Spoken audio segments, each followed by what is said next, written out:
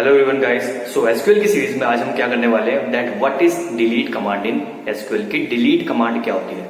सो delete command जैसे इसका नाम सजेस्ट कर रहा है क्या कि डिलीट करना। क्या अगर मैं बोलूंगा हमारे पास कोई एक रिलेशन है, क्या है हमारे पास रिलेशन है, आपको किसी पर्टिकुलर फील्ड को कुछ क्या करना है, डिलीट करना है, या फिर कोई आपको डेटा को डिलीट करना है किसके अंदर से, रिलेशन के अंदर से, तो उन केसेस में हम किसको यूज करते हैं, डिलीट कमांड को यूज करते हैं। सो इस वीडियो में हम डिलीट कमांड को अच्छे से समझेंगे, इसके सिंटैक्स को लिखेंगे और इसके ऊपर एक क्वेरी को भी देख लेंगे जिससे हमें समझ आ जाए कि डिलीट कमांड को कैसे यूज करना है और कब यूज करना है, कि हमें अच्छे से समझ आ जाए। तो चलिए स्टार्ट करते हैं।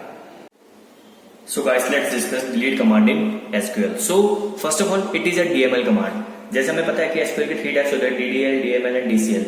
सो this type of command but delete command is actually a DML command, ठीक है।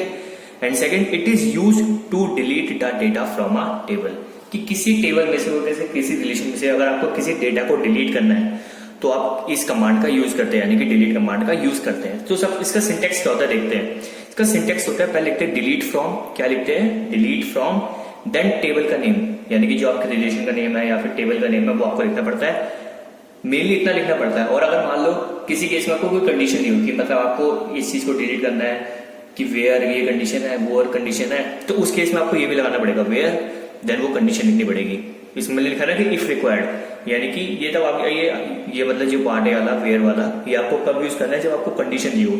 और अगर आपको कंडीशन नहीं दे रही तो आप सिर्फ इतना ही लिख के आ जाना, इतना ही करना सिंपल, फिर सेमीकोलन लगा देना, ठीक है। तो आप क्या करते हैं, इसके ऊपर एक क्वेरी लिखते हैं, मतलब प्रॉब्लम है उसके लिए क्वेरी लिखेंगे जिससे हमें पता चल जाए कि डिलीट कमांड कब यूज करना है, कैसे यूज करना है, ठीक है। और उसको कैसे पता लगा कि किसमें डिलीट कमांड लगना है।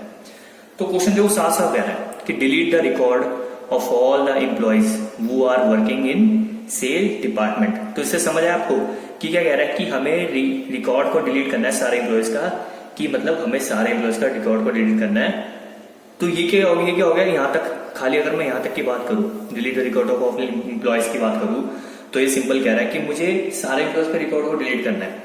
तो अभी तक तो अगर मैं सिंटेक्स के हिसाब से देखूं तो कंडीशन की तो बात ही नहीं है, सिंपल डिलीट करने की बात कर रहा था। मैं सिंपल लिखता हूँ डिलीट फ्रॉम, टेबल का नेम ले दूंगा तो ऑब्वियसली सारा डेटा क्या हो जाएगा, डिलीट हो जाएगा। लेकिन आगे देखो क्या कह रहा है, वो are working in sale department, यानी कि इसने पर्टिकुलर कंडीशन दे दी हमें कि हमें उन एम्प्लॉयज के रिकॉर्ड को डिलीट करना है जो कि सेल डिपार्टमेंट में काम करते हैं। क्या करते हैं, सेल डिपार्टमेंट में काम करते हैं, ठीक है।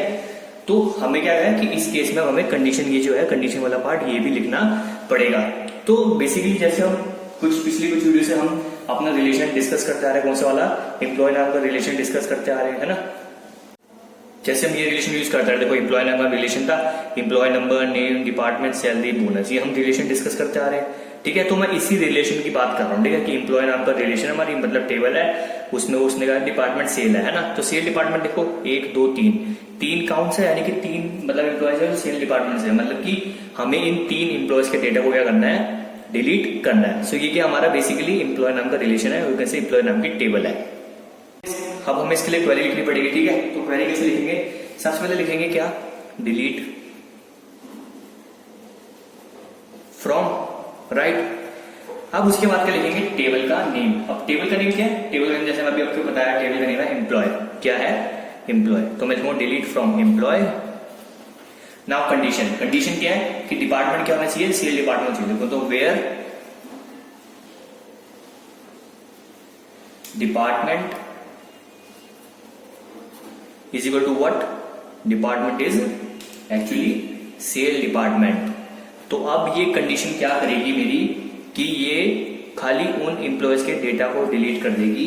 समझो बात, कि ये खाली उन एम्प्लॉयज के डेटा को डिलीट करेगी जो कि सेल डिपार्टमेंट में काम कर रहे हैं। तो मैंने आपको बताया था कि 3 एम्प्लॉयज जो सेल डिपार्टमेंट में काम कर रहे थे, तो उन एम्प्लॉयज का सारा डेटा क्या हो जाएगा, डिलीट हो जाएगा।